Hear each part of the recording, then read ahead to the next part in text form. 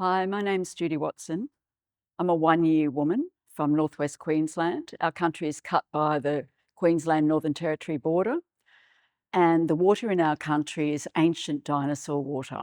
It's incredibly old, and by the time it goes through the aquifer and then floats up through these hair-like fissures within the limestone and pops to the surface of the water, for example, at Budjamala Lawn Hill Gorge, it's the same water that dinosaurs were drinking from.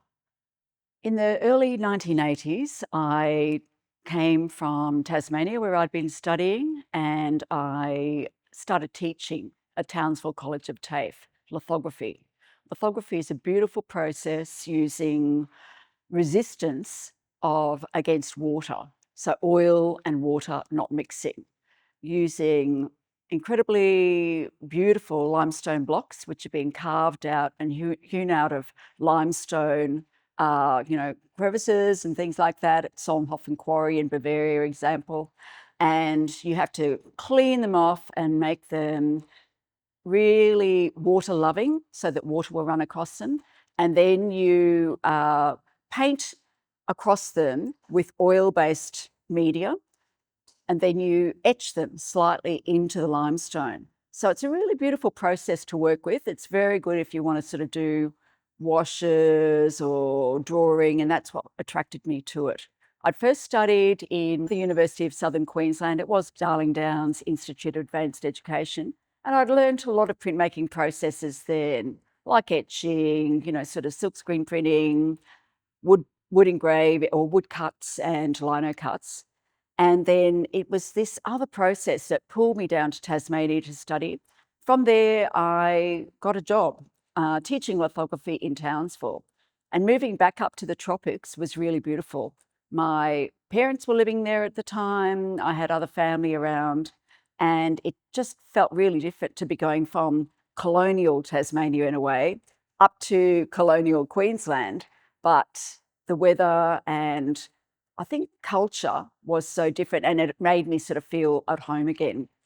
I grew up in Brisbane, Meanjin, and that was because my father worked in the post office and he moved all around the place. My mother's family, my Aboriginal side of my family, are one-year people from northwest Queensland, but I never lived up there. We used to go and visit our family on holidays, and so I always knew where we were from and caught up with family, but we grew up in the suburbs. And as somebody said, they said, I'm not a mission black, I'm a housing commission black. And so that was my experience growing up, and for a lot of us as well. And when I was ready to start studying, I wanted to do art, but my father's thought that art wasn't a real job, and I needed to do something which would give me a job, like teaching. I was good at English, literature, and art, and then I found this course that meant I could do both, which is why I shifted to Toowoomba. Brisbane was really racist when I was growing up, incredible police state. It was very misogynist, very colonial. And so I was really happy to move out of Brisbane. Toowoomba wasn't much better, but in a way I found like-minded people within the creative arts industry. And Darling Downs, where I was studying, was great because I could just move across and see a play during lunch hour. There were students doing musical, I don't know, they were in bands and there was a musical performance at lunchtimes as well, a lot going on. And there was also people teaching me who were incredible poets like Bruce Dorr, and they were also very involved in activism. So at the time, Joh Bjelke-Petersen was putting a lot of pressure on and stopping people from engaging and just walking side by side in the street, to protest against better working conditions. And so that activism and art, I think, was embedded within me at that stage. When I moved down to Tasmania, I became involved with conservation as well because of the people I was working with. That was the start of the Franklin Dam campaign, and I was there at an early stage along with housemates and friends, campaigning to stop the Franklin Dam going ahead. And then when I moved up to Townsville, kept going with that. So that I remember dressing up in some ridiculous outfit and standing in Townsville, the mall, sort of trying to get funding for Greenpeace or something like that. And, ridiculous in the heat of Townsville in one of those, animal suits. And when I was here, I used to do a lot of bushwalking. So went out every second weekend, we would do an overnight walk. So a lot of, incredible hiking and going out to amazing places. And then every, alternate weekend, it was a one-day walk. So I got to know the environment around here really well. Loved that idea of sharing and spending time in the environment and learning about it, but also learning about conservation status. And at that stage too, as part of North Queensland Conservation Council, Adrian Jeffries, who is the director of NQCC, asked if I and my friend Larry and he went out to Budjamala, Lawn Hill Gorge. At that stage, I wasn't sure that it was our country. I knew my grandmother on my mother's side was born at Riversley Station, and I knew some of the stories. And then later on, after we'd been at Lawn Hill, I found out that was actually our country. And very, very meaningful, because I remember walking around at the time and we were it was pretty desecrated. There were a lot of pig shooters had been through, and there were pig carcasses and crap everywhere in this really pristine environment. And so the aim of trying to get it to become a national park was to protect it. And now it's going back, there's more and more about Aboriginal ownership of these places, which is so important. But sometimes the first step is to stop people from going in and desecrating, so much vandalism. And it's said that Budjamala, which is the name for the ancient rainbow serpent ancestor in our area, if the water is desecrated or if it's, not cared for, Budjamala will dry it up. And I think that's true of, sites all around Australia, but also around the world. And in fact, you'll see the transfer of rainbow serpent into water dragons, for example, over in Asia, and other places it might be an eel ancestor, but it's always this idea of protecting our waterways. And so my video work, Groundwater, which was commissioned by Umbrella Studio and the North Australia Festival of the Arts, I wanted to talk about groundwater. And in fact, the water has been filmed by my son, Otis Carmichael, both at Budjamala. Well, actually not at Budjamala itself, because we couldn't get in after the floods, but near that area where the rivers run through. They're connected to a really ancient subterranean basin, which is incredible, with that ancient dinosaur water.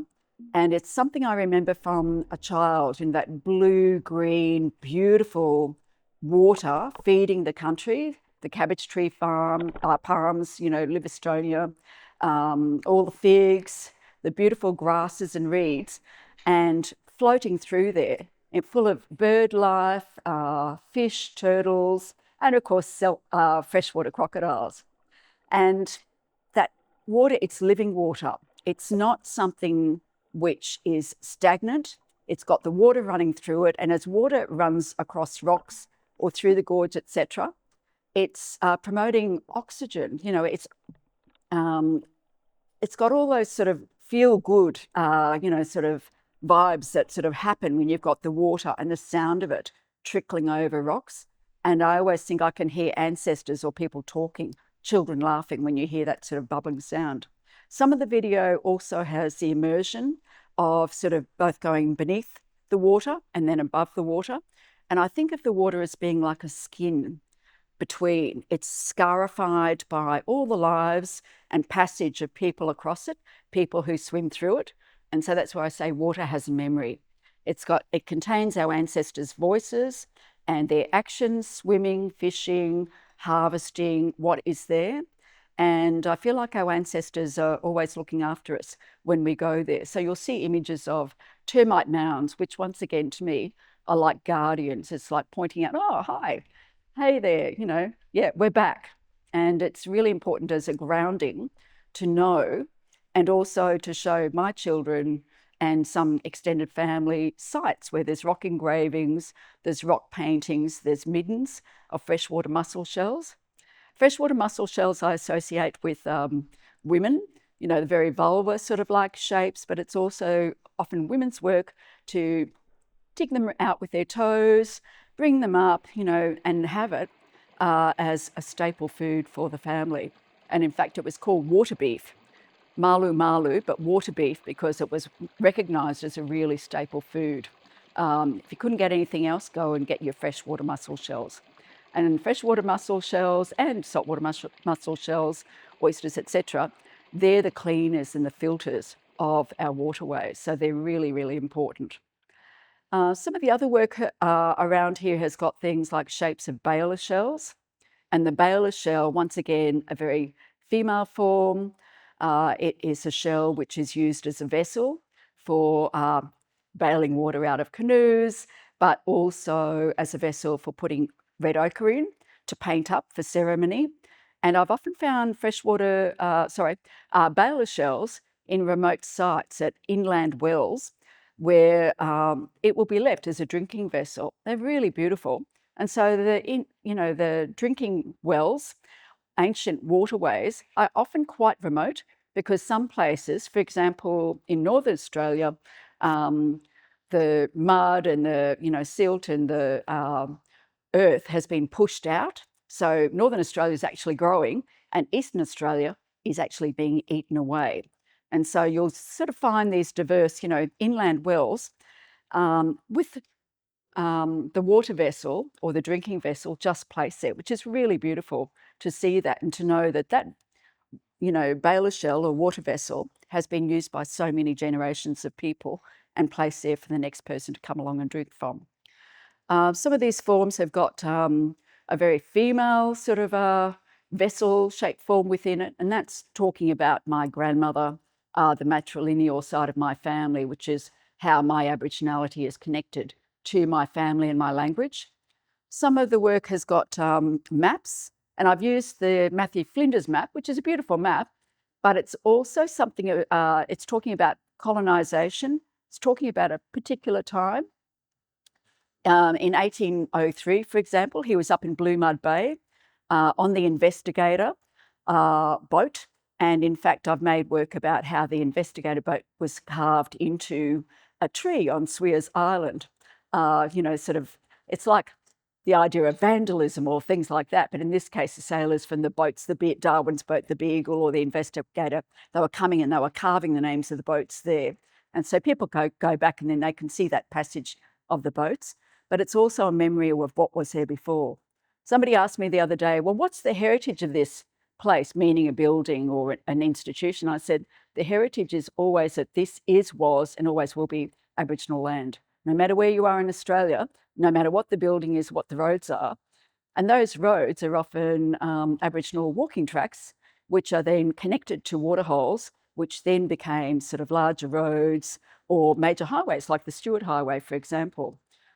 And I think with the digital map, the names of places, being based on the Matthew Flinders map meant that if you go to a site and you pick a site in Australia, you're not going to go into a specific backyard and say that's where a massacre occurred. You'll go to a generalised area. And I think it's a way of sort of basically uncovering what was there, but not specifically targeting it. Even though I'm interested in that, it's a way of people to get in and start learning about their country and their area. And the work, The Names of Men, that was my research and others I led asking, well, can you just find out, as you're reading through these books, and, often I'd point them to them, what are the names of the men who were involved in massacres? And also, who were the people who instigated the massacres or signed the papers? So in my artwork, I've got the names of the perpetrators themselves in red ochre, and then I've got the names of the ones who signed the papers in black. And you'll find some really interesting names there, like, Lachlan, Governor Macquarie, various governors and, premiers and heads of state, because they're the ones that enabled these massacres to go ahead. I've also got the shape of a rifle, and that rifle is actually one of the native police rifles. So my friend and fellow artist, Dee Harding, has located one of these native police rifles, and that's the one that I use to trace around. And then I also have the bayonet, because my research has also looked at the list of military style weapons or tools which were used to actually sort of kill and massacre Aboriginal people. And the names of places is for people to look at these names and start thinking what occurred here. Because I used to travel around and see there'd be something, Massacre Inlet, and think, what occurred there? So then start doing a bit of digging, Skull Hole out near Winton, so many, Murdering Creek, etc. And I just want people to know this is how this place came into confrontation with local Aboriginal people and others, colonists who came here. And people talk about settling or settlement. And I think that's not really, for me, a description that describes how colonisation actually went ahead. Because for something to settle, it mentions like grains of sand or earth, going down through water and gently settling at the bottom. Colonisation was not like that. It was often violent, and it was often bloody. And, there were a lot of things, there was poisonings, children being taken away, etc. So I just want people to realise that colonisation is not settlement. I can't predict how people will react to viewing my work, but what I sometimes try to do is make work which is really beautiful. So it becomes like a seductive exterior, and it pulls you in and pulls you in, and then you might start reading the work or looking at it, and then it might be like a deadly dart or something. It implodes inside, and then you can't walk away from it without carrying that knowledge. But first of all, you have to get people there, and that's what I can't control. So people have to walk in the door of, for example, Umbrella Studio, and they might immediately see, my work with the flags and be repelled, or they might want to read into it and think about it. And so these flag works were for an exhibition called True Colours, which was put together by Hetty Perkins and Brenda Croft at Bamali Aboriginal Artists Cooperative, which I was part of in Sydney. And different artists were responding to the Australian flag in different ways. At the time, I was doing a residency in India, and I was away from home, and my father had sent through just a newspaper cutting of this quote, from Bob Hudson saying, we want to keep the flag and support the monarchy, and talk about sort of, the way that we received this country or Australia. And my response was having the flag and thinking, yes, well, that was through, rape, slaughter, dispossession. And so it's just that sort of different reading of country, different reading of events. Some of the other videos that I have, Water Under the Bridge, is like talking about the black holes in history as I see it, the ones that are missing the information. When I was growing up in Brisbane, I didn't know a lot of these events. And gradually, through looking at the histories of it, I started, seeing these images. For example, there's a boat that was taking a lot of South Sea Islander, people back out and getting rid of them because during the White Australia policy, the Australian government, didn't want them to be in Australia.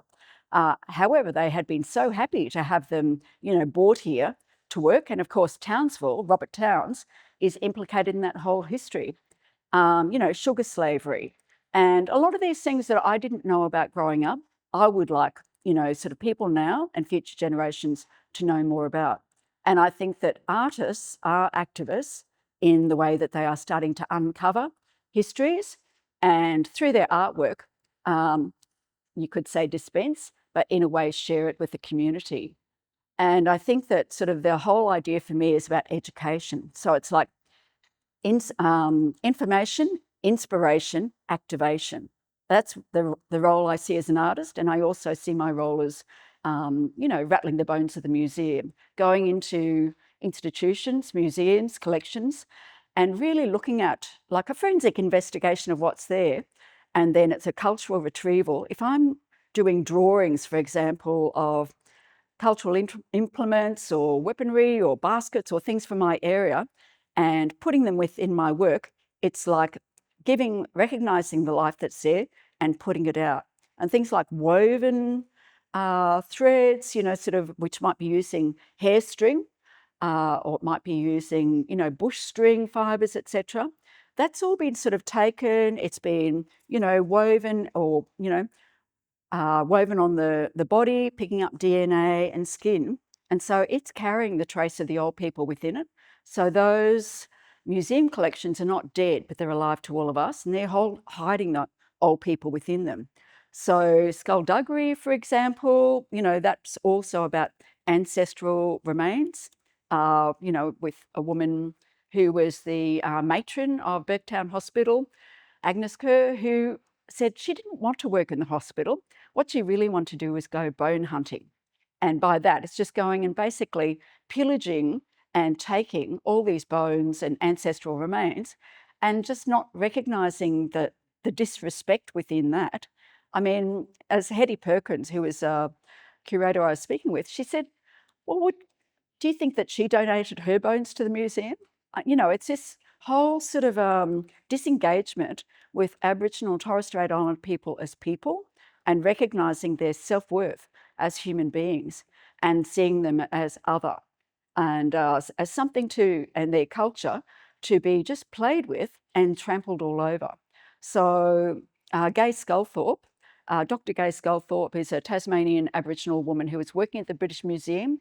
I called her my black insider, and she would sort of, pass things on to people. She passed on the correspondence between Agnes Kerr and the Wellcome Museum, which is a museum in London that's looking at things to do with medical displays, etc., etc. And it sort of really ignites that whole idea of, let's just, pillage and grab this stuff and then send it over. And I think she was trying to big note herself and probably get an invitation to go over back to London again, or, the UK where she was from. And it's just really telling of the times. But when I was putting the video together, I wanted to get Black voices, and in terms of, people who are reading the correspondence, reading white words. So I've got Daniel Browning, who's an amazing Aboriginal man, and he's a presenter of was the presenter of Away and the Art Show, reading one of the voices. Leif Charlton is another Aboriginal man, reading one of the other voices, and then Roxanne MacDonald, a renowned Aboriginal actor. So it's that whole idea of turning things upside down. And I think you can hear within the voices a tinge of irony, sarcasm, and also deep hurt, because this occurred not just to, northwest Queensland and the Gulf country, but all across Australia and probably all across the world. A recent video too has, got me sort of, doing this sort of thing, like blocking out the light, and that's, shadow bone, but it's also using dental and other x-rays from my family. And in fact, when I asked my dentist, who's Taiwanese, is it okay to get these? I want to put them in a video. And he said, do you want my dental records too? And I said, yeah, sure.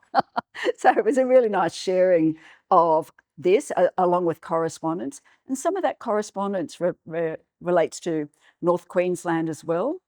So this, young Aboriginal man was basically taken by a non-Aboriginal man who then took him out to work on a station, and he gave him a book. His name was Oscar, and he did these sketches which detailed massacres and police, etc. So I sometimes get fed information from historians or friends or whatever, and I think it's a gift, and it's my responsibility to do something with it. In terms of groundwater, I wanted to talk about water as a resource, and often it was a place in which massacres occurred too, because it was such a precious resource that everybody needed access to water. Some water holes were poisoned. Sort of a lot of Aboriginal camps where, people were killed at those water holes, and it's just one of those places where even now, there's desecration. You know, there's fracking, there's poisoning through mining activities, there's redirecting of waterways, and there's water just being taken and cotton, you know, sort of being grown, for example, etc. And it's depleting local communities of that precious resource.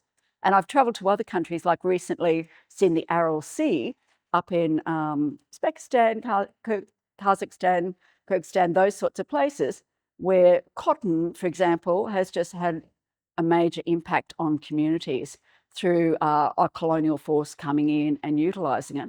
So it's not just within Australia, but we should learn from those other countries and try and do what's best for the people, best for the environment, best for the ecology, and, you know, best for the country itself.